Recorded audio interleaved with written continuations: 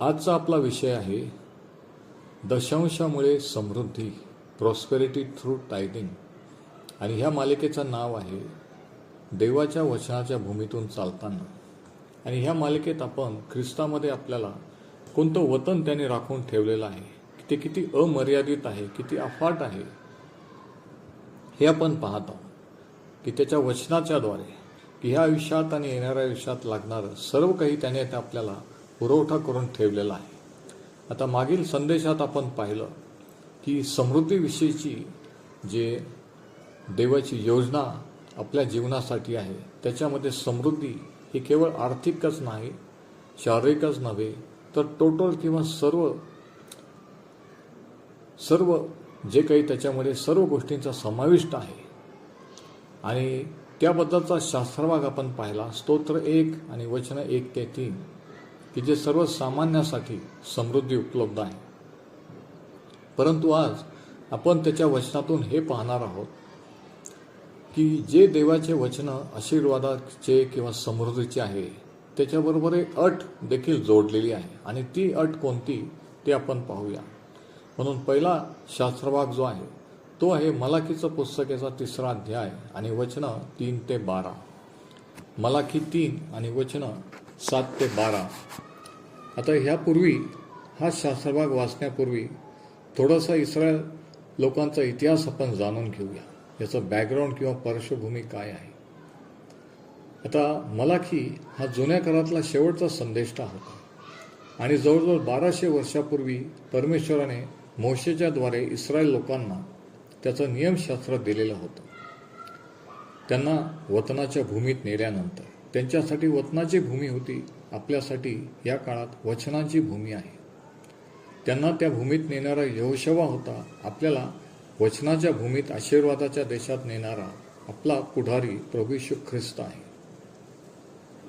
आणि ते नेमलेलं ठिकाण, त्या ठिकाणी देवाने त्यांना नेलं आणि कशा रीतीने ते समृद्ध होतील, आशीर्वादित राहतील, देवाच्या सानिध्यात चालतील, की जेणेकरून त्यांना सर्व बाबतीत समृद्धी मिळावी, आशीर्वाद प्राप्त व्हावे, यासाठी त्याने त्यांना काही गोष्टी सांगितल्या होत्या, काही नियम दिलेले होते की जर त्यांनी ते पाळले तर देव त्यांच्याबरोबर राहून त्यांना समृद्ध करील, असं वचन होतं. पण जर पाळले नाही तर त्यांना सर्व प्रकारचं अपयश, दारिद्र्य, पराभव आणि ह्या सर्व गोष्टींना तोंड द्यावं लागणार होतं.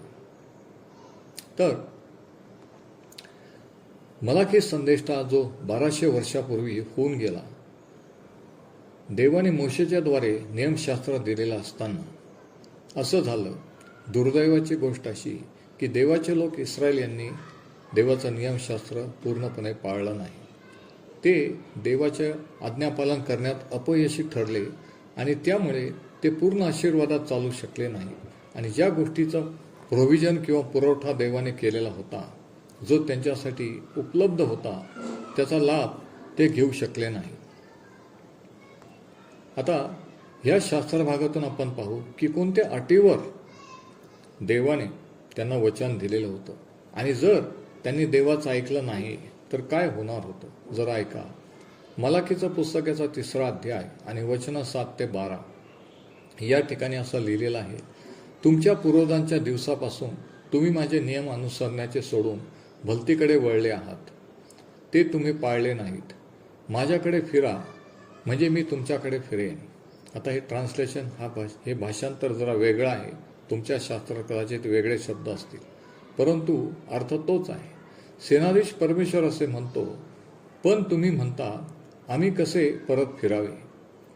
मनुष्य देवाला लुटणार काय, तरी तुम्ही मला लुटता. पण तुम्ही असे म्हणता, आम्ही तुझे काय लुटले आहे. तुम्ही दशांश अर्पणे याविषयी मला लुटता. तुम्ही संपूर्ण राष्ट्राने मला लुटले आहे, म्हणून तुम्ही शापाने शापित झाला आहात.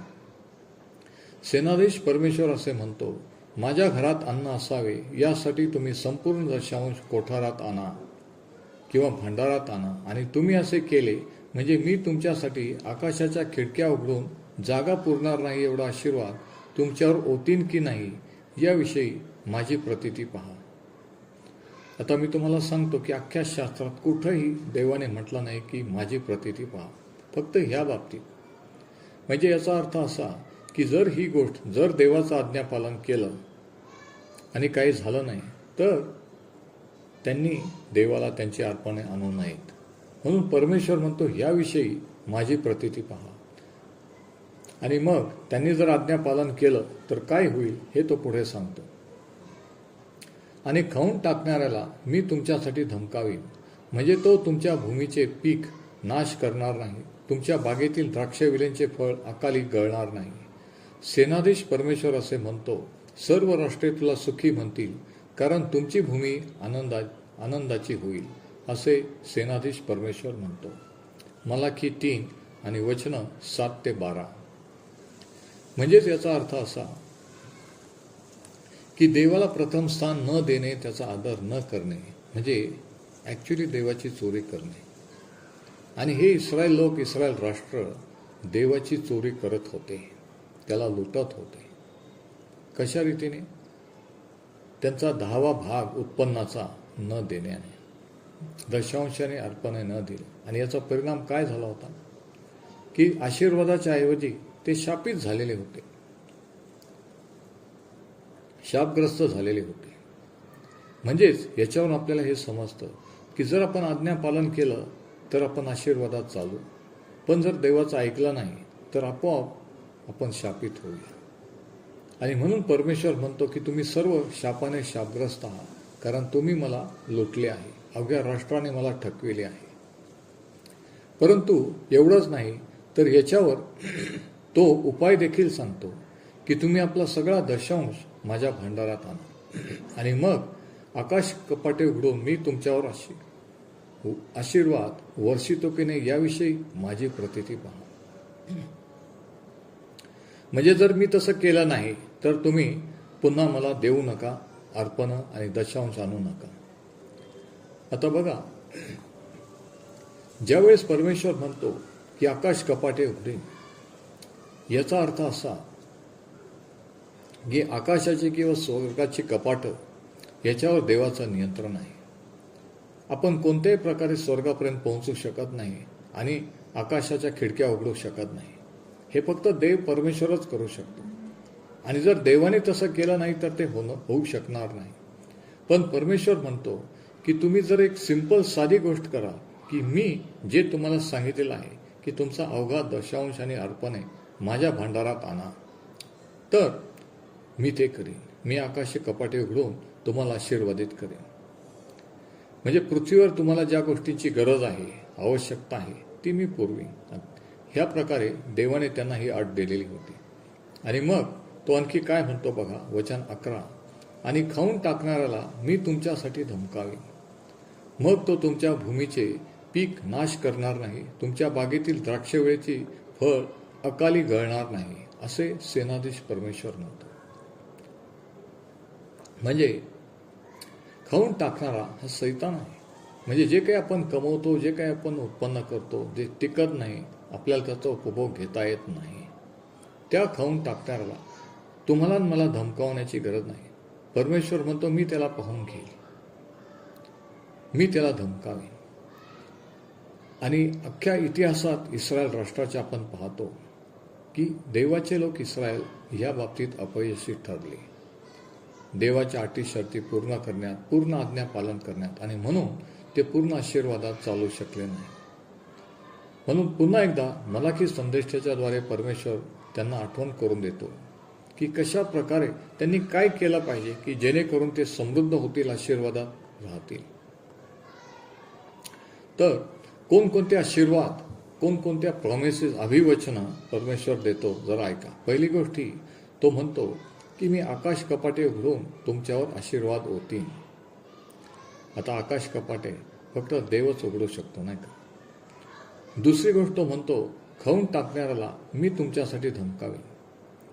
जे काही आपली समृद्धी, आपला पगार किंवा उत्पन्न खाऊन टाकीत आहे, आपला पैसा किंवा आपलं आरोग्य किंवा जे काही आपल्या जवळ आहे, ते जो खाऊन टाकणारा सैतान, त्याचे दुरात्म्य, परमेश्वर म्हणतो की मी त्याला पाहून घेईन, तुम्हाला पाहण्याची गरज नाही. आणि तिसरी गोष्ट तो म्हणतो की सर्व राष्ट्र तुम्ही आशीर्वादित आहात असे पाहतील. सर्व राष्ट्र तुम्हाला आशीर्वादित म्हणतील. म्हणजे काय? तिसरी गोष्ट ही की सर्व राष्ट्रांसमोर, लोकांसमोर देवाचे लोक साक्ष म्हणून राहतील की परमेश्वर कोणत्या लेवलला देवाच्या लोकांना नेऊ शकतो आणि आशीर्वादित करू शकतो. देवाचे लोक इस्रायल आणि आज आपण हे इतरांपुढे साक्ष म्हणून राहू. आता याच विषयी हग्गई संदेशाच्या द्वारे इस्रायलला परमेश्वराने काय सांगितलं होतं जरा ऐका. इस्रायल संदेशाच्या द्वारे परमेश्वर पुन्हा एकदा ह्याच गोष्टीची त्यांना आठवण करून देत आहे की आर्थिक अडचणी, आर्थिक अपयश, नेहमी पैशाच्या अडचणी, कर्ज वगैरे याचं कारण काय आणि त्याच्यावर उपाय काय हे परमेश्वर सांगतो. हग्गईचं पुस्तक याचा पहिला अध्याय आणि वचन 6 जरा ऐका. तुम्ही खूप बी पेरता पण तुमच्या हाती थोडेच पीक लागते. तुम्ही खाता पण ते तुम्हाला पुरेसं नसते. तुम्ही पिता पण पिण्याने तुमची तृप्ती होत नाही. तुम्ही कपडे घालता परंतु त्यांनी ऊब येत नाही. आणि जो मजुरी मिळवतो तो जणू काही छिद्र पडलेल्या पिशवीत घालण्यासाठी ते कमवतो. हग्गई 1 आणि वचन 6. आता असं कधी तुमच्या बाबतीत झालेलं आहे का की किती पगार मिळाला, किती उत्पन्न मिळालं तरी पैसा हातात टिकत नाही. अचानक काहीतरी अडचण निर्माण होते आणि जे काही प्लॅन केलेलं ठरवलं ते होत नाही. भलतीकडेच पैशाचा खर्च होतो.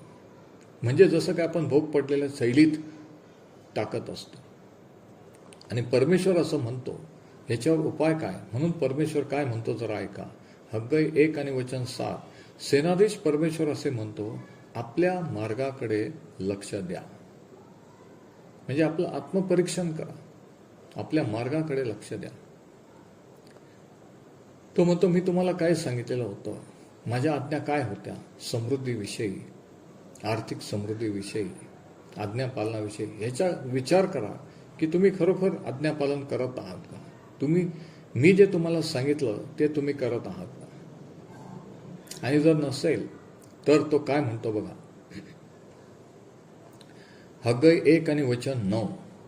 आणि इस्रायल तसं करत नव्हते, आज्ञापालन करत नव्हते. म्हणून परमेश्वर म्हणतो, तुम्ही पुष्कळाची वाट पाहिली परंतु पहा तुम्ही थोडके घरी आणले. तेव्हा मी त्याच्यावर फुंकर घातली. हे का? म्हणजे तुम्ही पुष्कळ कमवले, घरी आणले, परंतु मी त्याच्यावर फुंकर घातली. असे का? सेनाधीश परमेश्वर म्हणतो, कारण माझे घर ओसाड पडले असून प्रत्येक मनुष्य आपापल्या स्वतःच्या घरात आनंद घेत आहे. जरा विचार करा. इस्रायल लोक देवाच्या मंदिरात जात नव्हते, त्याची भक्ती करत नव्हते.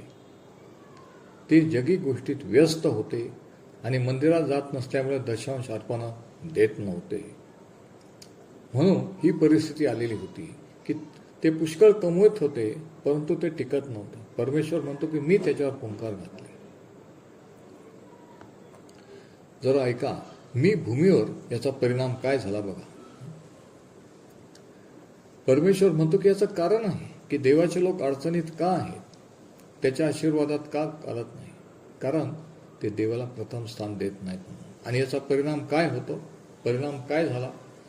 हग्गई 1 आणि वचन 11. मी भूमीवर आणि पर्वतावर, धान्यावर, नव्या द्राक्षा रसावर व तेलावर आणि भूमीच्या पिकावर, मनुष्यावर आणि पशुवर व तुमच्या हातच्या कमाईवर, बघा, व तुमच्या हातच्या कमाईवर अवर्षणाची आज्ञा दिली आहे. अवर्षण म्हणजे दुष्काळ, टंचाई. हग्गई 1 आणि वचन 11. आता कोणती मोठी चूक इस्रायल करत होते हग्गईच्या काळात, मलाकी संदेशाच्या काळात, की ते देवाला प्रथम स्थान देत नव्हते, देवाचं भय नव्हतं, देवाची भक्ती करणे महत्त्वाचं आहे याचं त्यांना महत्त्व वाटत नव्हतं. आणि याचा परिणाम त्यांच्या आर्थिक जीवनावर होत होता. चर्चचा, देवाच्या भक्तीचा आणि आपल्या आर्थिक समृद्धीचा काही संबंध आहे का? हो, थेट संबंध आहे. देवाला जर प्रथम स्थान दिलं नाही तर आपण कितीही कमवलं तरी तो पैसा टिकत नसतो. कारण परमेश्वर म्हणतो मी त्याच्यावर फुंकर घालतो. आपण जसं काय भोग पडलेल्या थैलीत ते टाकत असतो. वचन 11 पुन्हा एकदा ऐका. तो म्हणतो की मी भूमीवर, पर्वतावर, धान्यावर, द्राक्षा, म्हणजे जे काही आणि हातच्या कमाईवर अवर्षणाची आज्ञा दिलेली आहे. म्हणजे परमेश्वर ते होऊ देतो. आणि ही मोठी चूक ते त्या काळात करत होते आणि आजच्याही काळात देवाचे लोक ही चूक करत आहेत. ते देवाला प्रथम स्थान देत नाही. देवासाठी त्यांना वेळ नाही. त्याची भक्तीचं महत्त्व, चर्चचं महत्त्व त्यांना कळत नाही. आणि म्हणून ते राबतात, कष्ट करतात, कमवतात, परंतु तो व्यर्थ खर्च होतो. डॉक्टरच्या ट्रीटमेंटवर, इतर गोष्टींवर पैसा टिकत नाही आणि नेहमी आर्थिक अडचण असते. आता याचा परिणाम असा होत असतो.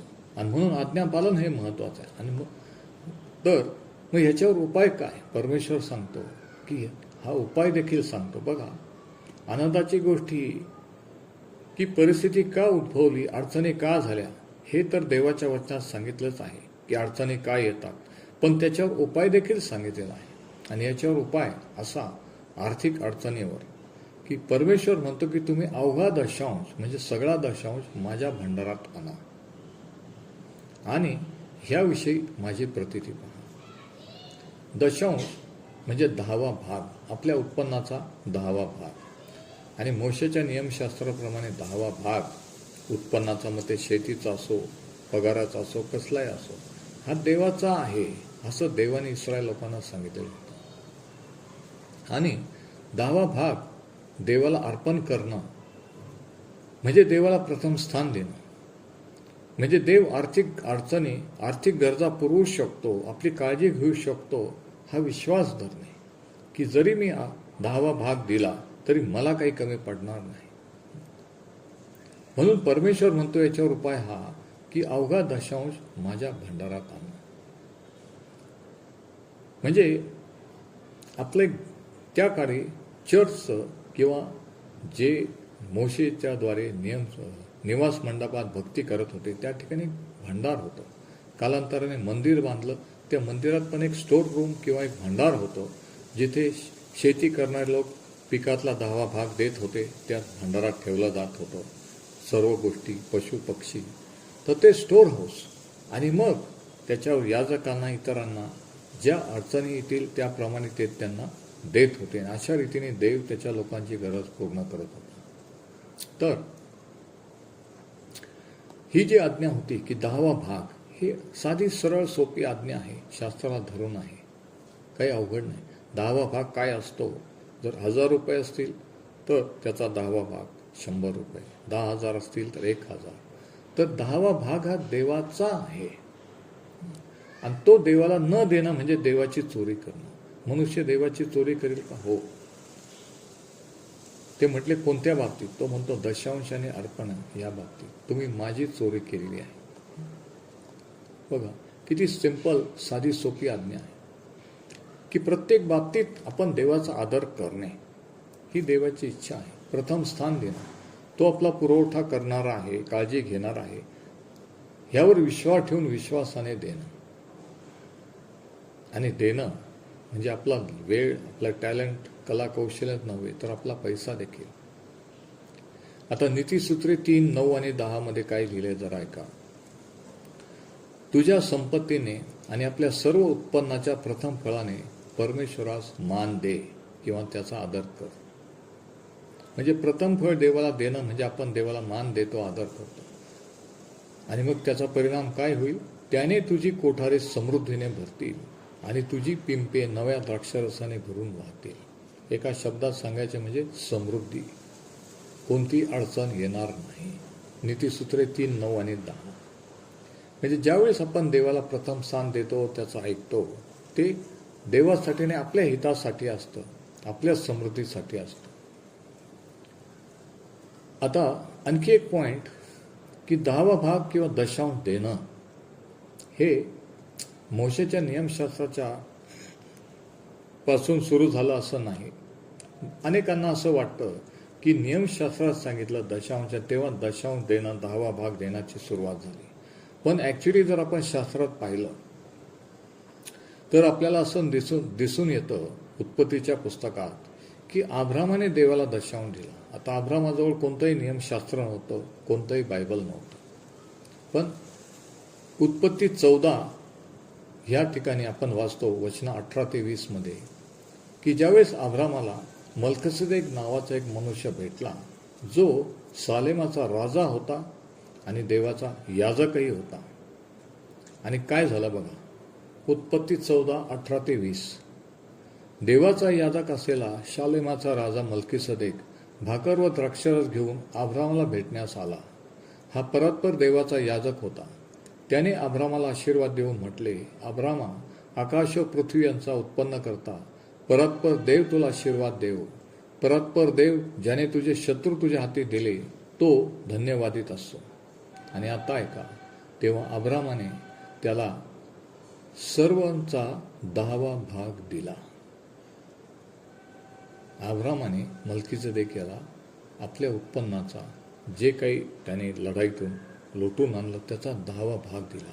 आता हे त्याने मागितलं नव्हतं, अब्रामाने स्वतःहून हे केलं. उत्पत्ती 14:18 ते 20. आणि मग ह्याचा परिणाम असा झाला की मल्कीसदेक याने अब्रामाला आशीर्वाद दिला. तो देवाचा याजक होता, त्याने अब्रामाला आशीर्वादित केलं. आणि आशीर्वाद दिल्यामुळे अब्रामाने काय केलं तर आपल्या उत्पन्नाचा 10वा भाग त्याला दिला. बघा, तो मल्कीसदेक, तो राजा भाकर द्राक्षरस घेऊन अब्रामाला भेटला. त्याने अब्रामाला आशीर्वाद दिला. आणि म्हणून अब्रामाने आशीर्वादाला कसा प्रतिसाद दिला की जे काही ते त्याच्याजवळ होतं, त्याने आणलेलं होतं, त्याचा 10वा भाग त्याला अर्पण केला. म्हणजे 10वा भाग, ह्याच्यात 2 गोष्टी आहेत. 10वा भाग देवाला देणं, दशांश देणं. पहिली गोष्टी की देवाने आपल्याला जे आशीर्वाद दिलेले आहेत त्याला आपला प्रतिसाद. आणि दुसरी गोष्टी की देवाचे जे याजक आहेत त्यांचा आपण आदर करतो, हे दर्शवणे. मल्कीसदेक देवाचा याजक आहे, म्हणून अब्रामाने आदर केला आणि त्याने आशीर्वाद दिला, म्हणून त्याचा प्रतिसाद म्हणून त्याने 10वा भाग दिला.